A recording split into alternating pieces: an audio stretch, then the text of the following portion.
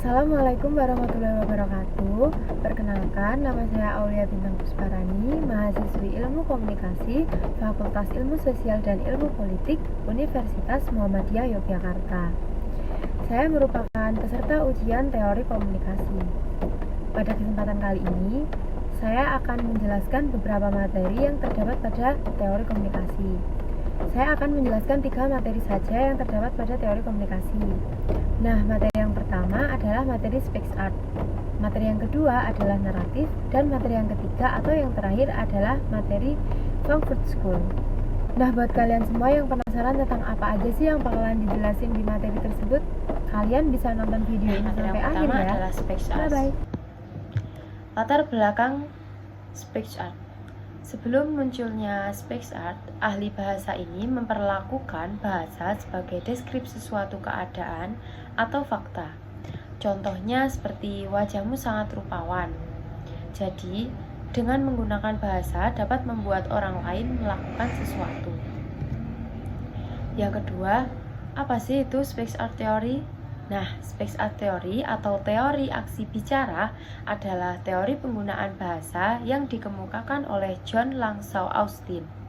Teori ini kebanyakan dihubungkan dengan John Searle untuk membantu kita memahami bagaimana manusia menyempurnakan hal dengan kata-kata. Lalu ada 3 kategori saat tuturan dituturkan. Kategori yang pertama yaitu lokusi.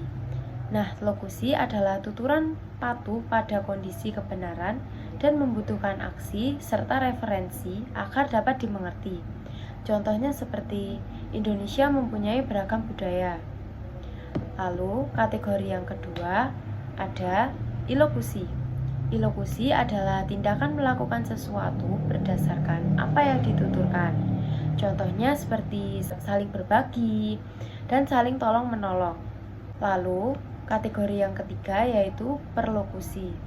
Nah, menurut Austin, tindak perlokusi ini merupakan apa yang kita hasilkan dengan mengatakan sesuatu. Contohnya seperti saat kita itu sedang meyakinkan seseorang, membujuk, menghalangi, atau mengatakan sesuatu pada seseorang, atau mengejutkan, atau menyesatkan. Lalu langsung saja kita masuk ke materi yang kedua, yaitu naratif. Apa sih itu naratif? Nah, naratif ini dikenalkan oleh Walter Fisher dengan konsep alasan yang baik. Fisher mendefinisikan naratif sebagai tindakan simbolis kata-kata atau perbuatan yang memiliki urutan dan makna bagi mereka yang hidup, menciptakan, dan menafsirkannya. Konsep dasar dan konsep Fisher. Konsep dasar Fisher ini menyatakan bahwa esensi dari sifat dasar manusia adalah menceritakan kisah. Konsep naratif Fisher bukan hanya sebuah cerita, tetapi cerita yang berkelanjutan atau peristiwa yang memiliki awal, tengah, dan akhir, serta mengundang pendengar untuk menafsirkannya dan menilai-nilai maknanya. Lalu ada 5 asumsi naratif. Asumsi yang pertama yaitu orang pada dasarnya adalah pencerita. Asumsi yang kedua, keputusan mengenai harga diri dari sebuah cerita didasarkan pada pertimbangan yang sehat. Asumsi yang ketiga, pertimbangan yang sehat ditentukan oleh sejarah, budaya, biografi, dan karakter. Asumsi yang keempat, rasionalitas naratif ditentukan oleh koherensi dan kesetiaan cerita. Alasannya dalam berbagai cara adalah pergeseran konseptual utama. Lalu, asumsi yang terakhir atau yang kelima, dunia sebagai satu kesatuan cerita yang kita pilih dan kemudian kita bentuk kembali menjadi susunan yang baru bagi kita. Lalu ada pergeseran paradigma. Pergeseran paradigma merupakan perubahan signifikan dalam cara kebanyakan orang melihat dunia dan maknanya. Pergeseran ini biasanya terjadi dari paradigma dunia rasional atau sistem logika ke arah paradigma naratif. Nah, Fisher berusaha memperlihatkan paradigma naratif ini sebagai penggabungan logika dan estetika. Lalu apa sih perbedaan paradigma? Nah, di sini ada perbedaan paradigma naratif dan paradigma dunia rasional. Paradigma naratif yang pertama perbedaannya adalah manusia adalah makhluk pencerita, sedangkan rasional manusia adalah makhluk rasional. Perbedaan yang kedua, pengambilan keputusan dan komunikasi didasarkan pada pertimbangan yang sehat, sedangkan Yang dunia rasional itu pengambilan keputusan dan komunikasi didasarkan pada argumen. Lalu perbedaan yang ketiga, naratif, itu pertimbangan yang sehat ditentukan oleh sejarah, biografi, dan karakter. Sedangkan dunia rasional, argumen mengikuti kriteria khusus untuk mencapai pertimbangan yang sehat dan logika. Perbedaan yang keempat, naratif itu rasional didasarkan pada kesadaran orang tentang bagaimana sebuah cerita itu konsisten secara internal dan benar sebagaimana pengalaman hidup yang dijalannya. Lalu, sedangkan rasional itu, rasionalitas didasarkan pada kualitas pengetahuan dan proses pemikiran formal. Lalu perbedaan kelima atau yang terakhir, untuk naratif itu, dunia dialami oleh orang sebagai sebuah kumpulan cerita yang harus dipilih salah satunya. Seperti ketika memilih, kita menjalani hidup dalam sebuah proses penciptaan ulang terus-menerus. Sedangkan dunia rasional, dunia dapat direduksi menjadi sebuah rangkaian hubungan logis yang disingkat melalui pemikiran logis. Lalu kita masuk ke materi yang terakhir atau materi yang ketiga, yaitu Frankfurt School. Apa sih itu Frankfurt School? Nah, Frankfurt School itu merupakan sebuah wadah aspirasi para tokoh dari teori kritis.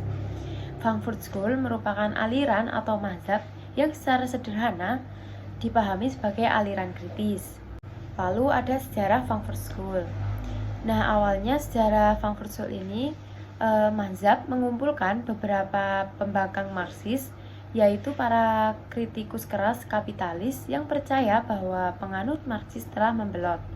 Kemudian mengambil beberapa pemikiran dari Marxis yang dapat diaplikasikan di kehidupan modern pada saat itu, dan meminjam pemikiran dari mazhab lainnya, karena pada saat itu dianggap dapat mengisi kekurangan pemikiran Marxis. Lalu ada teori kritis. Nah, teori kritis ini dianggap mulai berpengaruh terhadap studi hubungan internasional pertengahan tahun 1980-an. Teori kritis ini mendapat banyak pengaruh dari pendekatan secara sosial. Misalnya kayak menggunakan ilmu sosiologi yang pertama kali diperkenalkan oleh Frankfurt School. Nah, teori ini kenapa bisa dinamain pakai teori kritis? Karena teori ini memang mengkritisi apa yang sesungguhnya benar sekaligus memberikan landasan filosofis terhadap hubungan internasional dan teori yang mendukungnya. Lalu ada 3 tokoh Frankfurt School. Tokoh yang pertama yaitu Theodor Adorno, yaitu filsuf serta sosiolog asal Jerman yang sering dikenal dengan teori kritis dalam sosial. Beliau menjelaskan bahwa manusia menjadi rakus untuk mengambil sumber daya alam melalui teknologinya. Tokoh yang kedua yaitu Max Horkheimer, yaitu filsuf serta sosiolog yang menjelaskan bahwa perubahan sosial harus dimulai dari kesadaran bersama. Dan tokoh yang terakhir atau tokoh yang ketiga adalah Jürgen Habermas. Dikenal dengan pembahasan masyarakat komunikatifnya, ia berasumsi bahwa secara hakikat masyarakat itu bersifat komunikatif. Lalu yang terakhir ada pemikiran Frankfurt School. Teori Frankfurt memandang bahwa media sebagai cara untuk membangun budaya menempatkan lebih banyak penekanan pada pemikiran daripada materi. Nah, hasilnya media ini dominasi ke ideologi golongan atas. Hasil ini didapatkan dengan manipulasi media terhadap gambaran untuk keuntungan golongan yang dominan.